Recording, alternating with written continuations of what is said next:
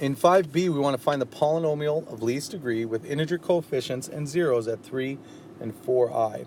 And the important thing to note here is that if 4i is one of the zeros, so is negative 4i. In order to have a polynomial with integer coefficients, we're going to need everything to be real. And that means that these complex or imaginary zeros have to happen in conjugate pairs.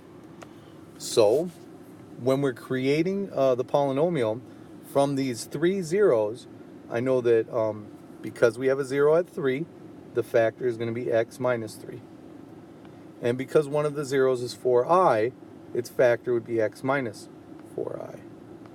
And the third zero being negative 4i, that means the factor would be x minus negative 4i, so x plus 4i.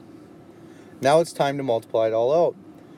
When we do that, the two that you want to multiply together first are going to be the two imaginary ones. So I'm going to leave the first factor the same as x minus 3, and then I'm going to multiply together the rest. Foiling this all out, we'll get x squared. Then the outsides will give us plus 4ix. The insides will give us minus 4ix. And on the outsides, we'll have minus 16i squared. Of course, those two in the middle, the plus 4ix and the minus 4ix, those two cancel. And this I squared, the thing to remember is that I squared is negative 1. So when we simplify those two that we just multiplied together, we're left with x squared, but minus 16 times minus 1 is going to be plus 16. Now we have to FOIL the rest. To do that, first, give us x cubed.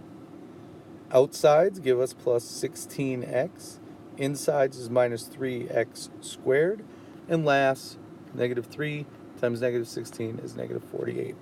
Of course, we should write it in the correct form, where we start with the biggest power and then work our way down to the minus 3x squared plus 16x minus 48.